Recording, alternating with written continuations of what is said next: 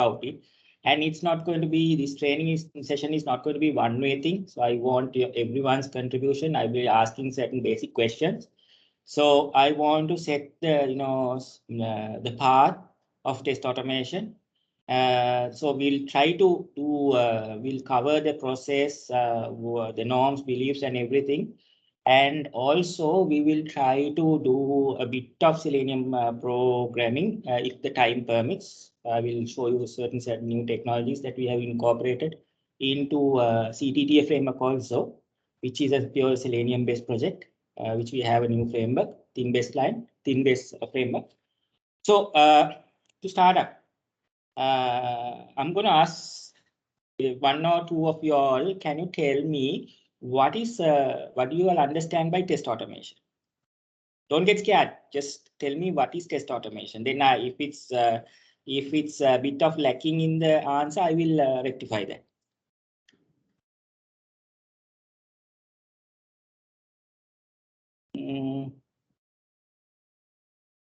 Chaturika, whatever, do you know what is test automation? If you can tell me in your understanding.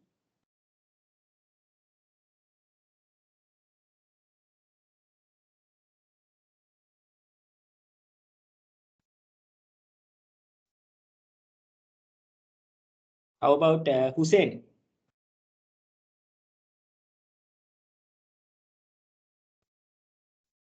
Hussein?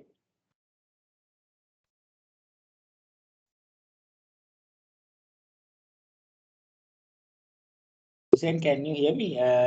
Can you, with your experience, can you tell me what is test automation, Hussein?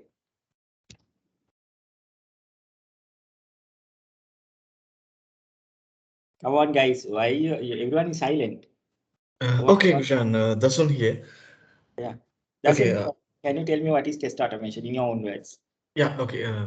Test automation is a kind of a process or activities or steps we are conducting to automatically conduct the test, which can be repetitive most of the cases.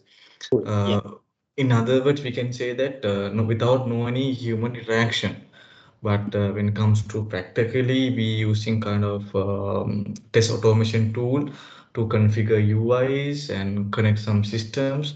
Where those also we can those tools we can do the test automation without human interaction. Okay. Right. So as QAs, we know test automation, as Dasun says, it's a repeatable thing, right? So I know you guys are doing, most of you all have done manual testing and currently doing manual testing.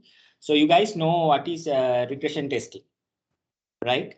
So regression testing is something like we try to, whenever there is a release of a particular application or a project application that we are developing, we used to test, right? And we used to test the previous functionality, whether they are now working fine or whether the developers have gone and broken the old code lines and whether this particular functionality, existing functionality, has gone wrong. Okay, if there are errors, bugs. So we try to go, when there's a new version, we try to check the functionality of previous versions, which we are going to deliver in the particular version, and ensure that this previous functionality is been intact. Okay, it's not tampered. So when it comes to that one also, we try to, every release, we try to, repeatedly do the regression test, right? Then the next thing is smoke testing. Can anyone tell about smoke testing? What is smoke testing?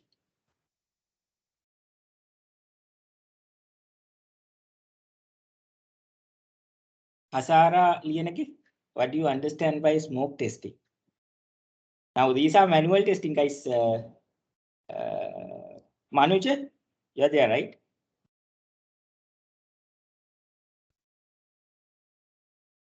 Piyumi? Yes. Manuja, what is smoke testing? Smoke testing is what we are checking whether that the deployed software, the Cool. release build is stable or not. Okay, cool.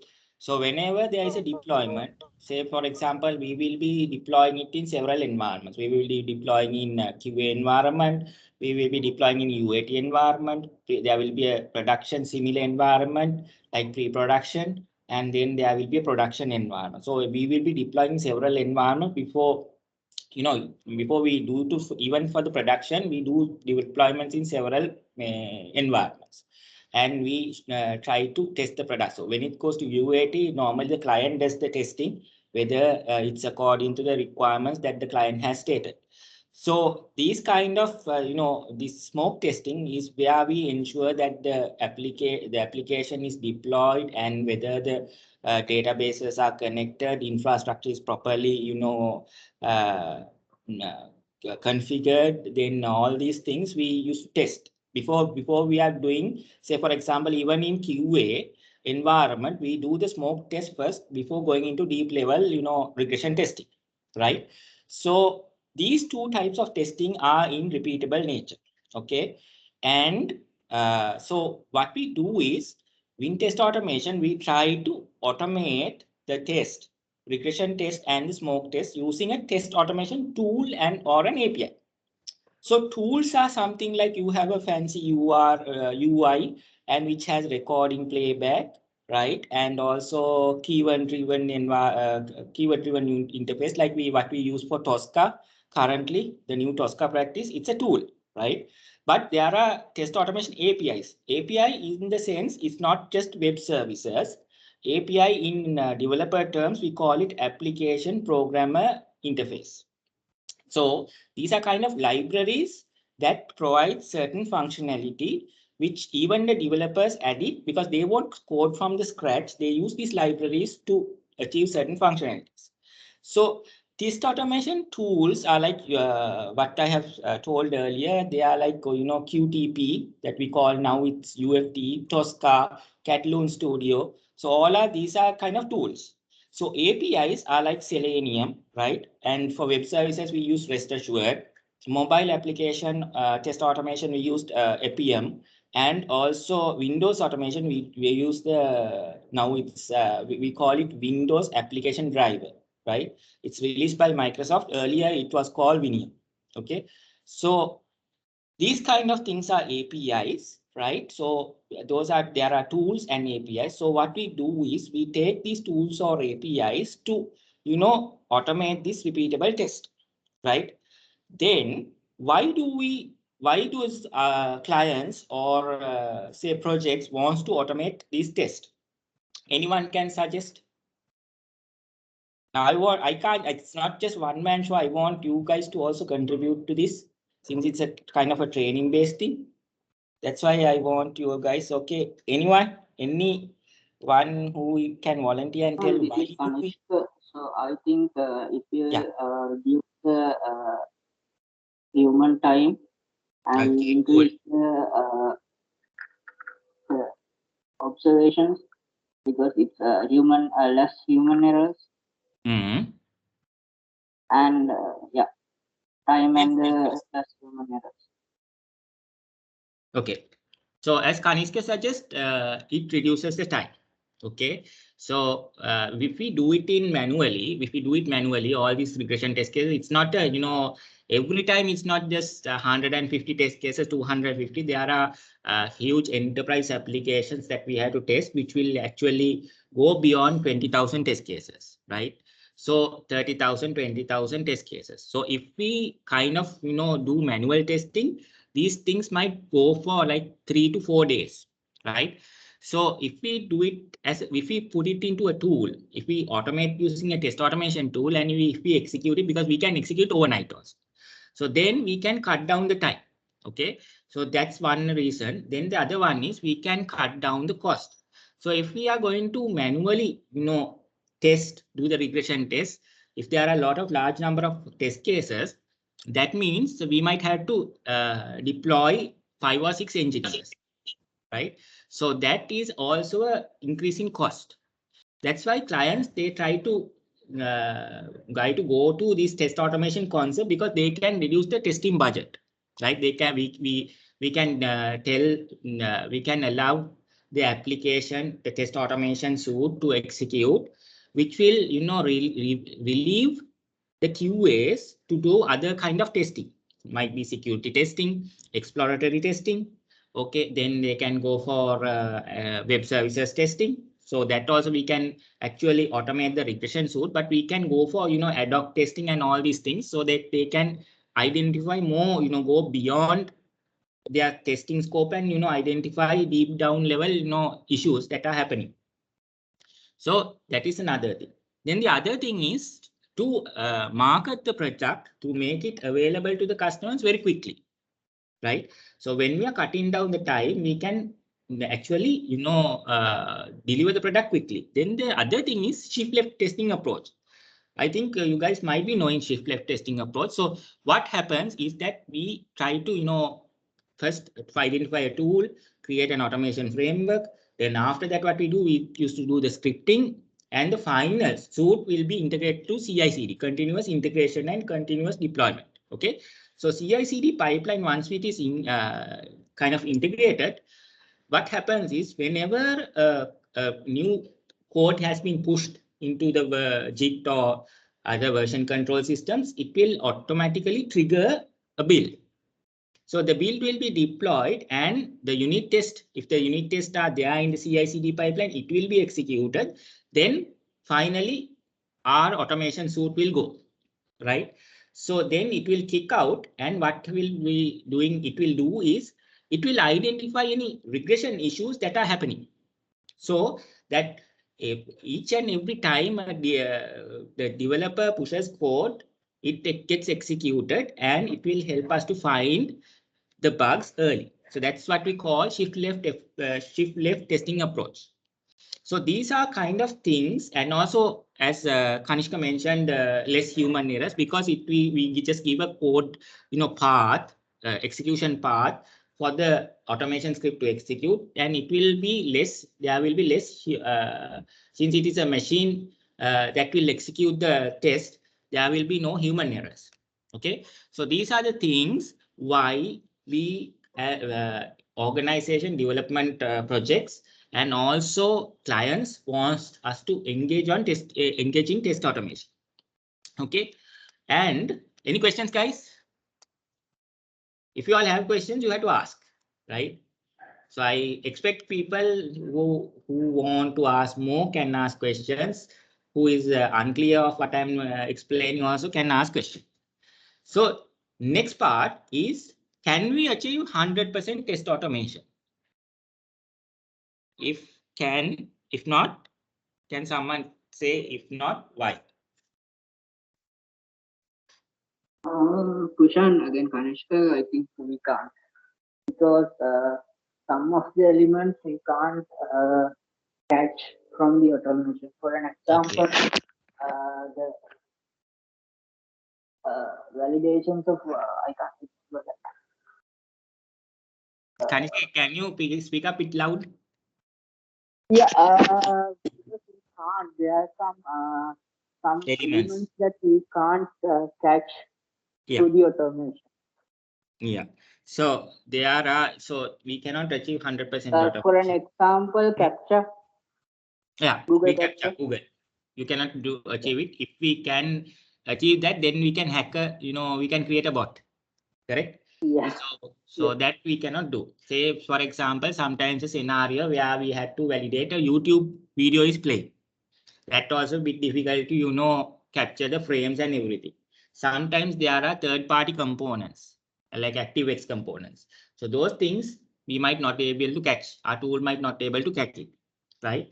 Sometimes we might have batch operating system. Like, we create some set of users and we want a batch to run overnight, and then it will be available in the next UI on the next day. So then we cannot pause the, our automation script. That is not feasible. So these kind of test cases are, we cannot automate. So whenever you guys get a project to automate, you have to go through the test cases thoroughly, and you have to say what are automatable, what are not automatable. But you have to do some R&D and see, say, for example, there will be a test case to validate a PDF report. So then we had to do some research because the PDF report, Selenium itself cannot validate, but we can use a third-party library integrated to our automation framework, and we can do the validation. Okay. So one is Apache PDF box. Okay. So we had to go through these test cases and validate and see what test cases can be automatable and what cannot be automated. But if it's not automatable, you have to give a reason why you cannot automate that particular test case, right? We have to be reasonable for the client, right? So that is why we cannot achieve 100% automation. And also, now when we get any a computer project or a software project, all the projects cannot be automated. Number one, there is a project duration. Okay, some projects in my previous organizations, we had like 3 months projects, right? So we are not going to automate them because starting automation is not like, you take a product from a supermarket and, consume it. So there is a lot of, process prerequisites involved, right? So you guys have to, train the people, right? And then you guys have to go through the automation test cases and find what are automatable and non-automatable. You all have to research on a good tool to automate. You cannot say everything is everything is we say some people have, okay, when there is automation, they come up with Selenium, right? But there are other kind of, platforms where we cannot use Selenium. So then we had to do a research, a POC, and figure out what is the tool that is good for the automation. Then we had to come up with a framework. So after doing all this and creating scenarios, test automation suite, we find that the project is over. So then we cannot achieve an ROI. So that means short-term projects we cannot. And also we had to look at the skills. Okay, not everyone knows automation. Okay, not everyone knows, everyone doesn't know about Java, right? Advanced Java, like object orientation, some might forget. So we had to, every time we cannot put automation. Sometimes the platform does not support. Okay, sometimes there will be a green screen. Okay, so for that, sometimes we don't have an automation tool to automate. So we cannot actually say every project we can automate. So we have to be careful, right? Anyone have any doubts? Any questions? Dasun, Kanishka, guys, Manuja, others? Okay. So say down we have a project. Okay. Say Chaminda, our project manager, comes and say for example, Kanishka, we had to start test automation. Okay. So first of all, we cannot start, as I told you all before, we cannot start test automation like off the shelf thing, right? We had to carefully plan it and implement it. Test automation will be good if you plan it well. If you do the process well, you can achieve plus things, advantages, ROI plus. Okay. But if you plan it in a wrong way, it will be the worst nightmare in testing practice, right? So we had to plan it properly. We had to set the processes properly when we are doing automation. So I'm going to tell about this journey, right? And we'll try to do some Selenium also. So first of all, as a lead or as a senior engineer, even you guys trainees are going to be senior engineers someday and leads. Okay. So when you start test automation, first of all, you will have to know the skills available in your team. So you might have a set of trainee QA engineers and also QA engineers and senior QA engineers, one lead or two leads, depending on this project, the size of the project.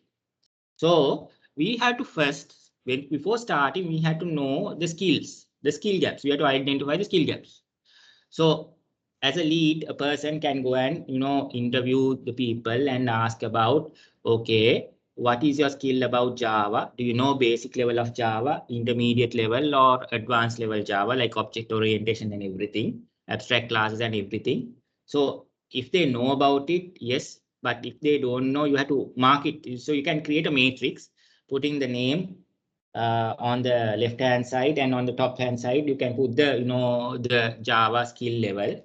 And if we are going to evaluate on automation, since everyone knows about Selenium, we can ask about Selenium, because if they know about Selenium and automation, it's very easy to learn other tools, right? So we can ask, what is your knowledge on Selenium? Do you have just read the site, or just know about basic commands of Selenium, or you all know about framework development? Have you all worked with this framework? So then what happens is, we can identify the skill gaps. And if you all can even give an assignment to them and check on what is the Java skill level and what is the automation knowledge, so we can evaluate. So after evaluation, what we do is we have to devise training, right? So devising training can be like online training. So for example, now if my project, if I have a Selenium project, I will take bunch of people, my QA engineers, and I will train them. Even having team sessions like this, I will train them and bring them up to the required standard. Or I can give them YouTube site or Udemy site or something, and uplift the skill. Then after that, we can have, after going through this YouTube and some test automation university certifications, we can have a small assignment and see whether they have grasped the knowledge, right? This is the foundation that we have to lay when we are going to start a test automation. Then after that, the most bad artifact that is there in most of the test automation projects around the world is the test cases. So next thing is that we have to keep the test cases updated, because some test suites manually maintained might have old functionality, which are now outdated and not being used, right? Some test cases might contain change functionality, but they are not updated. Okay. And some people, I'm not highlighting specific projects here or anything, but this is generic in the industry. Some projects, they have this new functionality coming in. It will be in a Jira ticket, they will not bother to update the regression, right? Because automation is based on this blueprint, based on the blueprint, which we call test cases, regression test cases and smoke test cases. So those test cases should be accurate, right? So they should be understandable for an automation person to pursue and automate their, automation to continue their automation activity in that particular project, and to automate that project, automate that test case. Okay.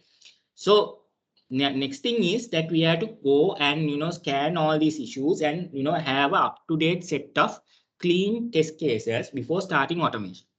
If our test cases are not clear, it's not a good thing to start the test automation. It's going to be a big, what we call the achar. So we have to, update the test cases. So that's second phase. Third phase, right, is that we have to find, now we know what kind of application we are going to automate, what is the platform, what are the interfaces. Okay. So then we have to find a good tool. Don't ever say it's Selenium. Because one of my, not Acentura, but when I was in another company, it was a project which was coming test automation, and people thought it was Selenium. But unfortunately, when the client demonstrated, it's not a Selenium web UI project automation. It's a back-end Linux-based project. So then the management was telling that it was a Selenium one, everything, but that's not the thing. So we had to, identifying the interfaces and the platform and everything, we had to come up with a tool. Okay. So that is what we call proof of concept, POC. So what we do here is, we now know in the web UI, if it's a web UI, we take a set of, for example, we take a set of tools that are there in the market, in the industry. Say, for example, Catalan Studio, we can take Selenium, we can take Ranorex, or Ranorex is another test automation tool, and we can take UFT. Okay. Then what we do is we take these 3 or 4 test automation tools and APIs, and what we do is we evaluate against certain categories. One is cost. Okay, so when we take Selenium, it's no cost is involved. It's open source free. But when it comes to Catalan Studio, it's free given. But when you want to add certain functionality, say for example, validating a PDF, you may have to purchase certain add-ons. So that there is a cost involved in it. That's how they incur. They give it free, but when you are going to extend it, you have to pay, right? So when we go to tools like Ranorex, UFT, there is a license. It's based on license. You have to buy the tool. They have to even maybe if we are going for Ranorex, the customer Acentura might have to pay for the tool, or the customer has to give it. Customer will be billed, right? So, but if the customer doesn't want to pay, then we have to go for free and open source tools, right? That's one category. Next one is the lifespan of the tool. We cannot, because in the industry, there are tools which pop up very suddenly, and at like 3 or 5 months, sometimes the tool will be out of market. There is no continuity. Lifespan is not there. Lifespan is less. So what happens if we create a framework and finally the tool is no more developed? Okay, no more releases happening. Then what happens is you have to you have to stop doing automation, and you have to tell the client we have found a wrong tool, but the client won't stay for that. Client won't buy that. So you had to do your due diligence, and you had to do a research and find a tool that is continuously being a tool that is being continuously being developed, released, and most used in the community. And you have to see how many user base is there. So it's not just thinking Selenium and putting there. So you have to find, as if you guys are going to be automation architects, right? So you have to be more specific, more precise when you come up with a tool, right? So that is number 2. Number 3, extendable. Okay, your tool should be, when it comes to automation, we cannot say that it will be only web UI automation. Okay, there will be a lot of functionality involved. Sometimes a PDF validation is there, QR code validation is there, sometimes image recognition, image validation is there. So these kind of things we cannot, Selenium itself cannot achieve this.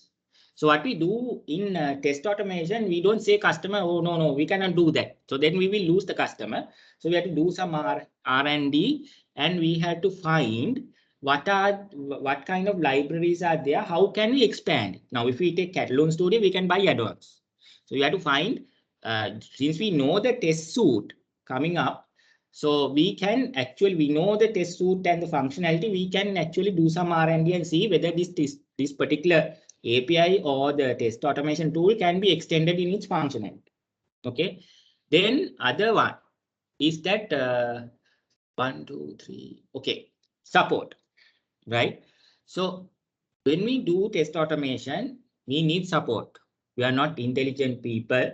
We may have to go to certain sites, Stack Overflow. If we get certain errors, we have to find, and we have to see whether there are any user support, or if there is nothing in Stack Overflow, we might have to call the particular company or the community, Selenium community. So sometimes I had certain issues, and I had to submit certain issues to the GitHub page of Selenium HQ.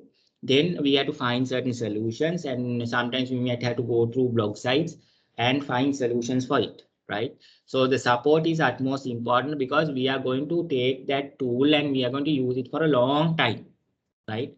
So then these are the things that we should do, and we should select a good tool according to these parameters, which will allow us to automate our test cases in this particular project. Anyone have any doubts? Kanishka? Dasun?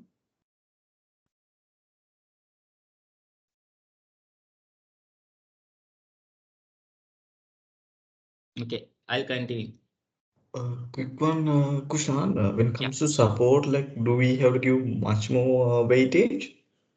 Support in the sense, yes, certain weightage we have to give, because the thing is, we get certain errors. Now, when I was using Python, right? I was using Python for my, because I'm a guy who has been diversified my test automation skills. I can do in .NET Selenium, Python Selenium, and also Java Selenium. Okay, Ruby also I have tried a little bit. But there are certain things where we might, there might be certain libraries. Sometimes the Python itself might not support. Then we might have to downgrade a bit. So we have to go and, continuously check this, because one of my engineers in one of my previous companies also, she had a problem of, we had this, we wanted to automate Windows certain processors.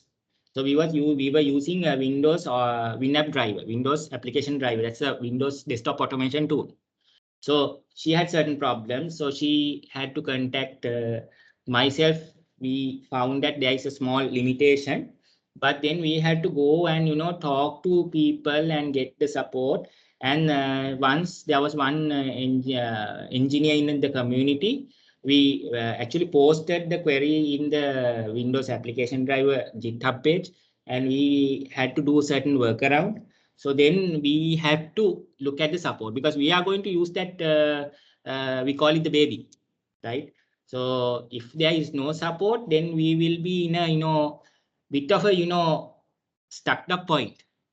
That's why, Rasun, it's an important area that we should look into when we are doing a POC. Did I answer your question? Yeah, in that case, those things we have to conduct by manually. Which one? Support?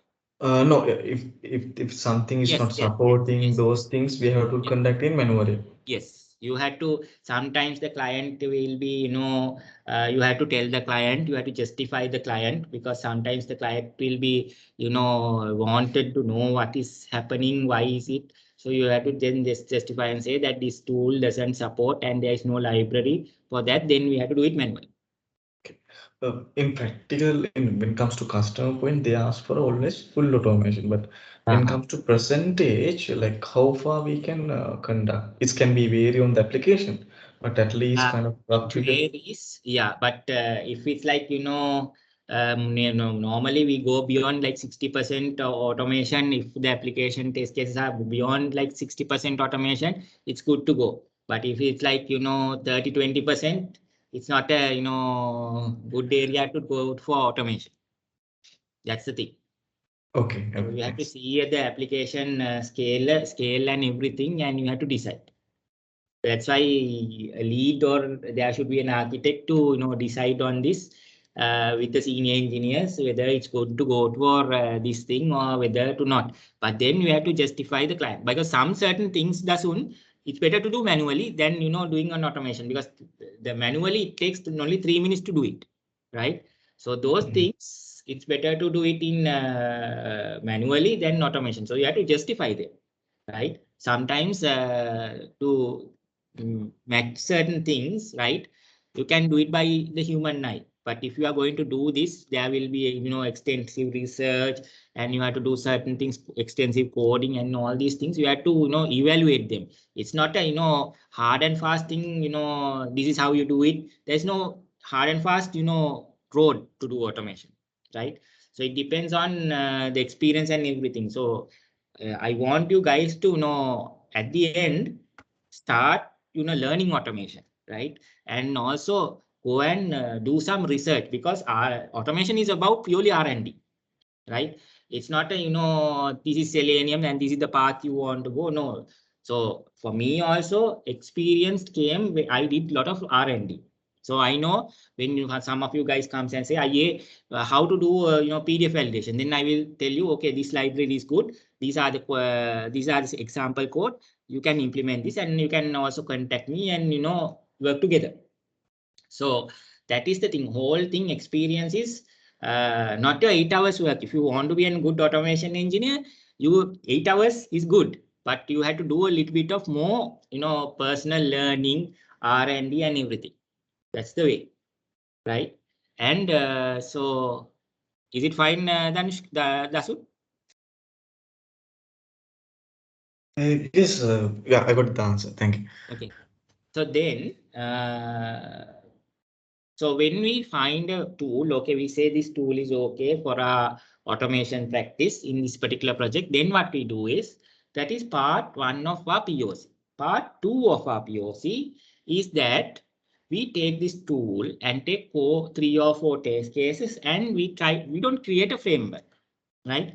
We try to, without creating a framework, we try to automate 1 or 2 or 3 of these test cases and see whether the tool can do it, right? So that we will, it will create the more confidence, and we can show the client, we can do a demonstration. Okay, we found this tool.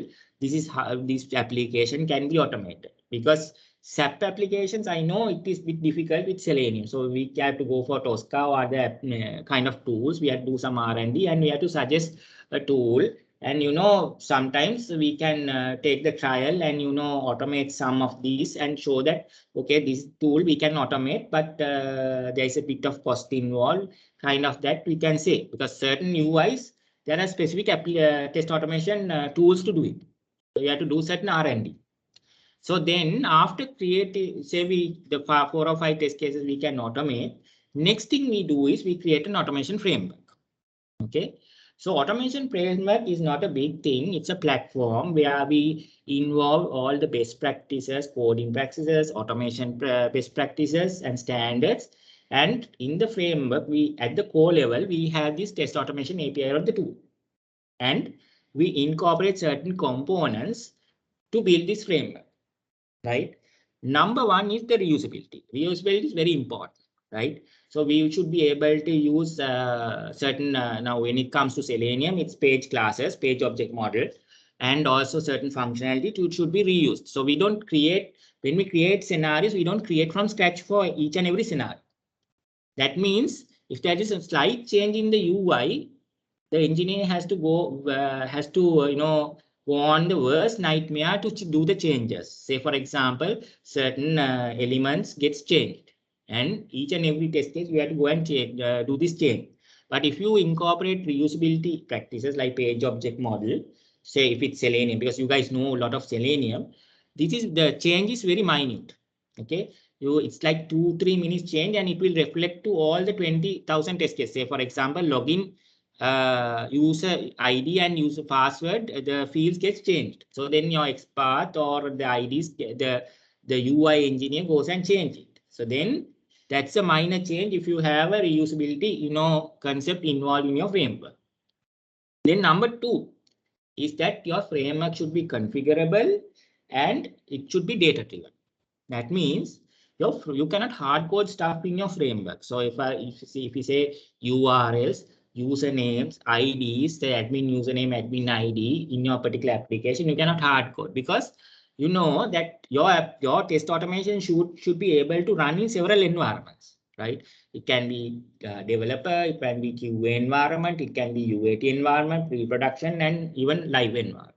Sometimes they might want us to run in live, a smoke test.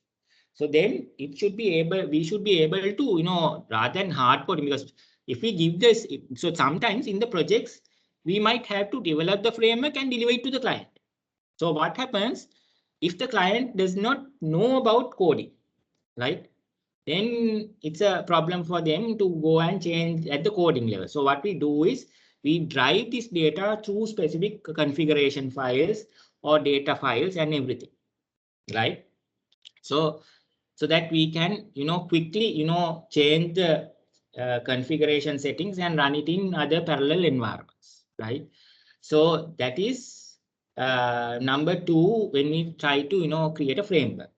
Number 3, your framework should have a reporting component, right? We cannot write system.out.println. So what happens is next time you are going to run, everything is gone. So you had to incorporate a test automation reporting framework to your framework. Say we have incorporated in a CTTA test engine matrices reporting. There are other things like extent reporting. Go and research about these things. And there's a dashboard called Allure dashboard. So all these things we can integrate it very quickly to our automation framework, where reporting helps us to know what test cases are passing, what test cases are failing, and why it's failing. Because you guys have to, backtrack and see what has gone wrong. Sometimes you have to give the developer the information and the screenshots where this has happened, because they have to rectify it. So that is reporting. Some frameworks, they have incorporated the Jira API. Jira is a defect reporting system. Okay, defect, because even Bugzilla, they have these APIs. So what they have done is they have gone to an advanced level where there is a failure. It automatically creates a bug in the Bugzilla or a bug tracking system. Okay, and sometimes when that is rectified, it tries to resolve that bug also. That does it automatically. So there are frameworks that are more advanced, which will do automatic bug opening and closing also, right?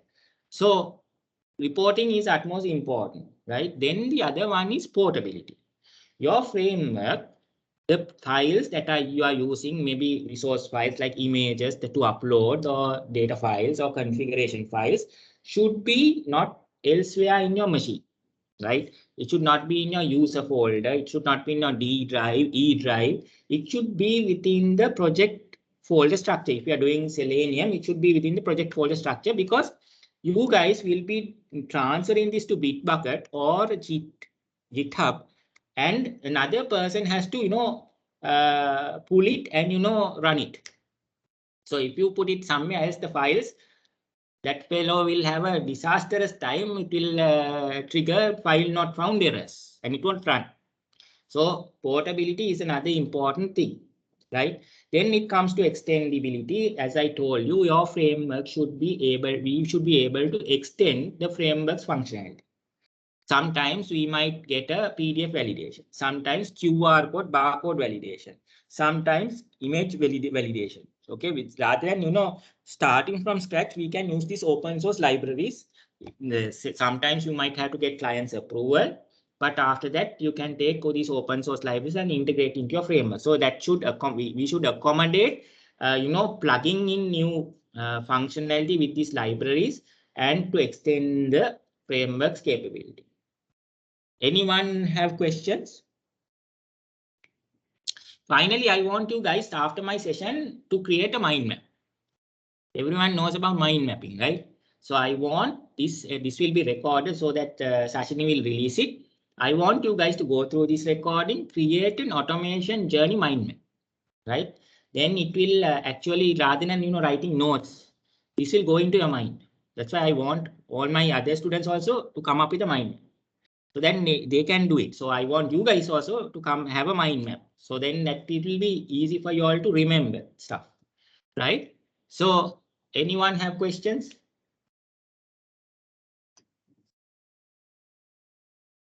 ප්‍රශ්න අහන්න ළමයි ඈ. මේක තියෙන්නේ training කියලා. ඒකයි. නැත්තම් අහුවේ නැත්තම් ඉතින් වැඩක් නැහැ. හරි. සද්ද නැතුව ඉඳලා වැඩක් නැහැ. ඔක්කොම doubts clear කරන්න ඕනේ. Right? So now we will come to the wonderful world of Selenium. Since we all do Selenium, we like Selenium. කටට එන වචනේ ඕක තමයි, කෝකටත් අර ඉෂ්ටේ ඕක තමයි Selenium, right? So Selenium is a web UI test automation API, right?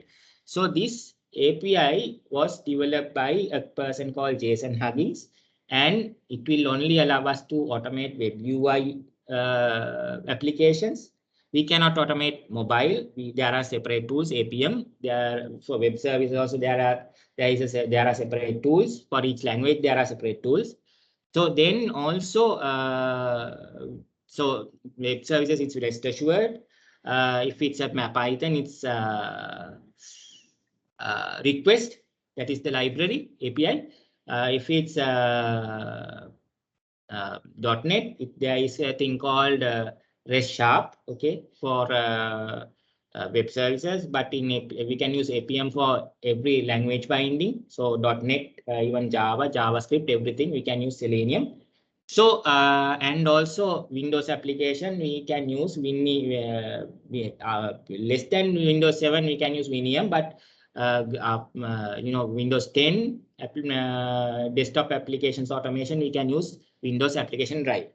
Okay, so there are in .NET there are other kind of libraries available. So you guys have to go and do R&D and get familiar with this automation world, because this is one of the areas that you can specialize. Performance testing, security testing, web services, then test automation also. So test automation, you guys can go Excel, but you guys have to do bit of personal studies, research, R&D, and you guys have to know about the area, and you should have a passion to learn. Okay, Selenium can be run in several browsers: Chrome, Firefox, Edge, IE we are not using now, Safari, Opera. All these browsers we can run. Okay, then Selenium is can be scripted in Java, .NET, JavaScript. JavaScript, there are different tools like WebDriver IO, Protractor. Those use Selenium API. Then we have Python, we have PHP, and also we have Ruby and Ruby also. So Selenium is, you can do it in any language, right? Most of the languages.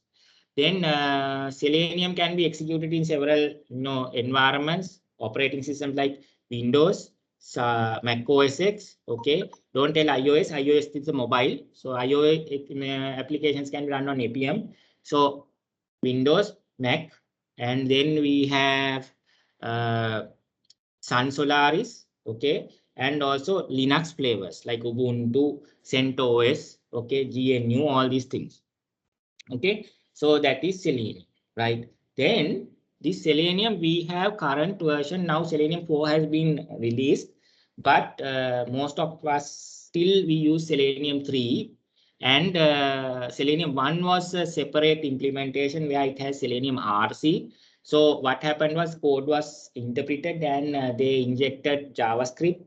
The Selenium RC tried to convert them to JavaScript and execute, but they have the problem because certain browsers, they were not allowing to execute JavaScript, and certain trust browser functionality, the JavaScript was not compatible. So then they changed it to WebDriver, where they were communicating with the browser-based APIs. Each browser has its API, so directly now it communicates. So now it's much faster.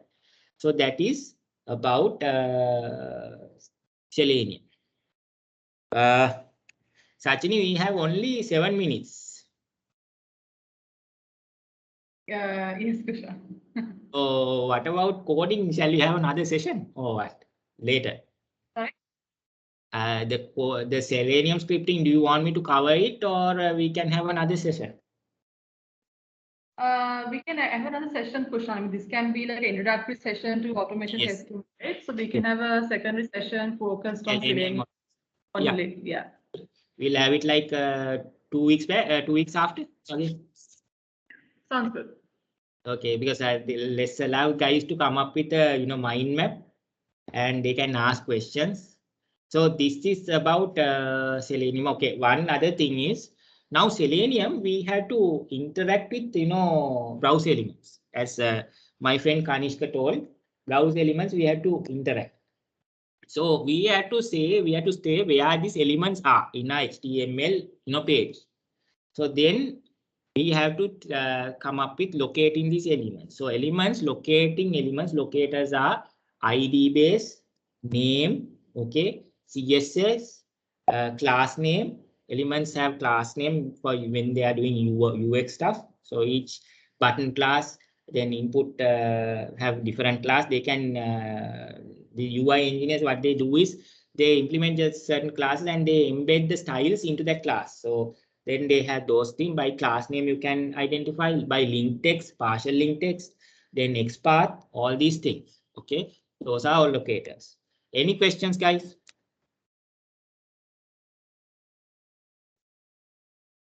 So you guys are QS now. You guys have to ask me. Otherwise, it's for it will be more fruitful if you guys ask me any doubts. That is what I'm going to teach you for today. Kanishka, any questions?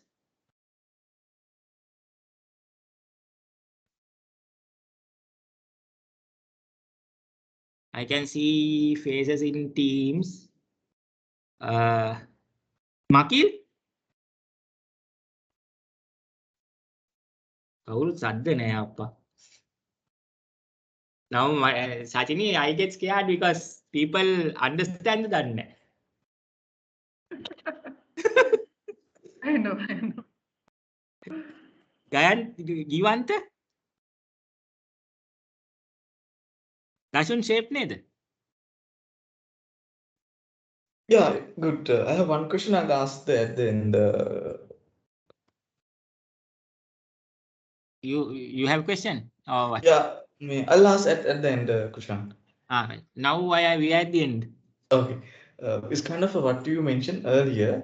You say that at the beginning we had to get sample test cases and show to client whether we can do this exercise on this automation tool.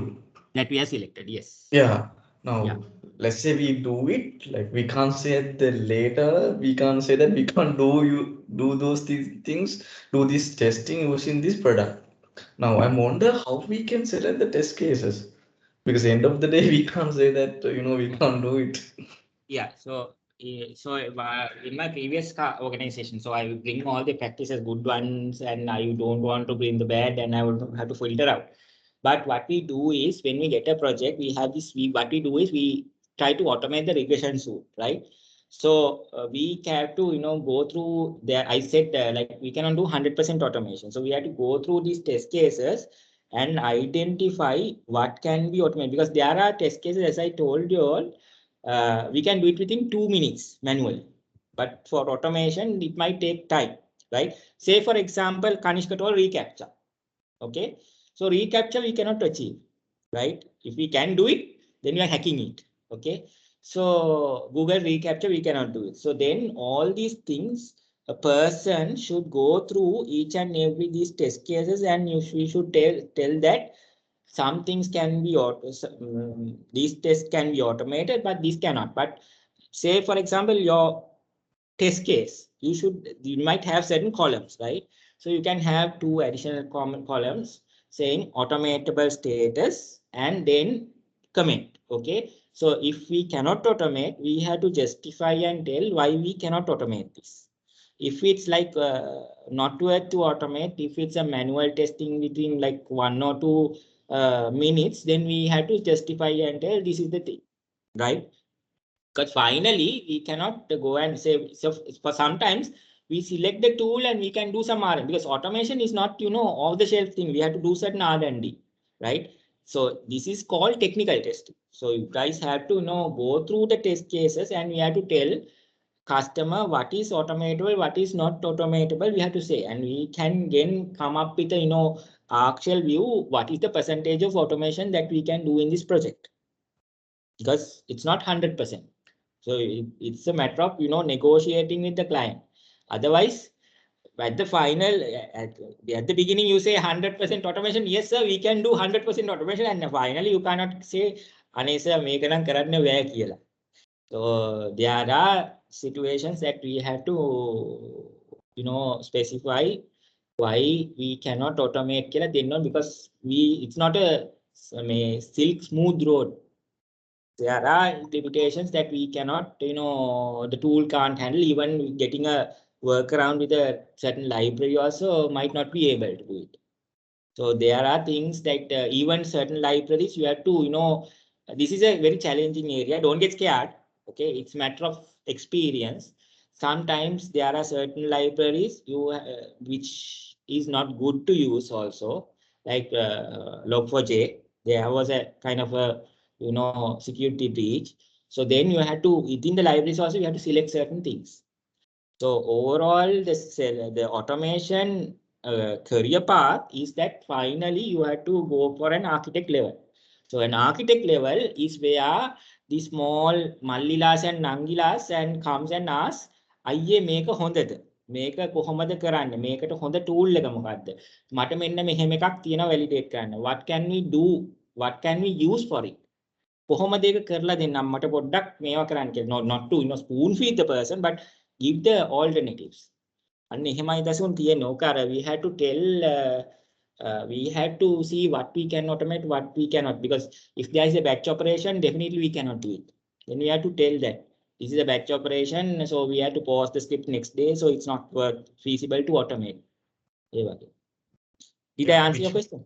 Yeah, which means to give an estimate or suggestion, we have to go through at least most of the test cases.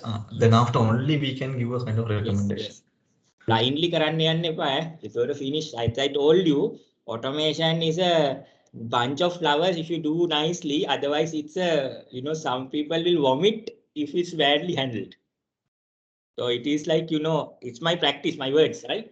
So automation will be a nightmare if you badly do it, right? So you have to, have a certain surrounding area. You can ask me, you guys can ask me, අයියා මොහොමද මේක කරන්න පුළුවන්ද මෙන්න මේ වගේ දෙයක්. You can ask me, I'm an open person. You can come and have a Teams chat, no problem.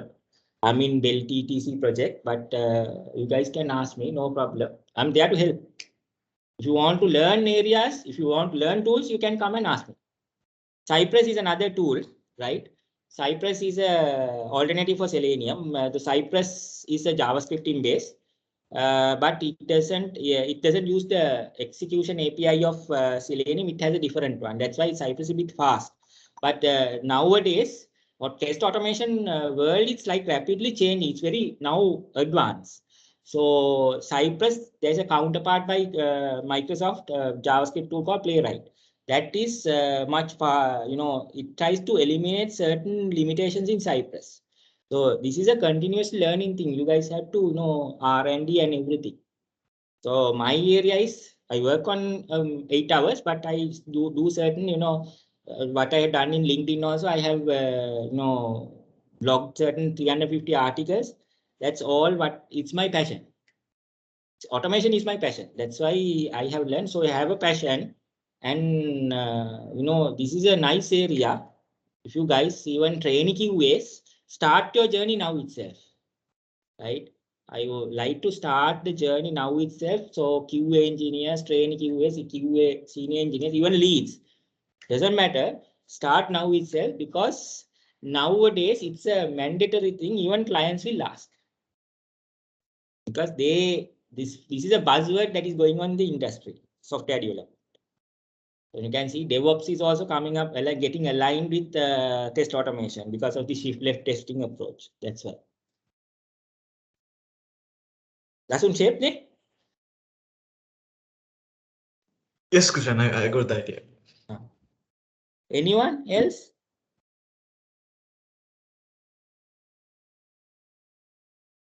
So you guys can, if you guys are a bit shy to talk here, you can have a chat with me, no problem. Just send me a Teams message, or we'll set up a call if you want to ask. I'm there to help. I like you guys to learn and go beyond me. I'm not a maestro, but I want you guys to go beyond me, have the passion. Start reading now itself, start implementing. So we'll have a Selenium kind of a training session where I will teach you what are the latest things that are available for us to kickstart Selenium. Okay, Sachin. Thank you, Kushan. Thank you very much for your time. And I hope everyone had a fruitful session, automation testing, where they were able to enhance their knowledge on it. So hopefully we'll have more questions next time, Kushan. Yeah. No problem. I want you all to come with questions. නැත්තම් මටත් බයි හිතෙනවා මේ තේරුණාද කියලා ඒකයි. අදට ඉන්නකොට. So yeah, once again, thank you, Kushan, and thank you, everyone. Thank you for joining for today's training sessions. Let's meet up next week for our next session. Thank you, and good night, team. Okay, good night, bye.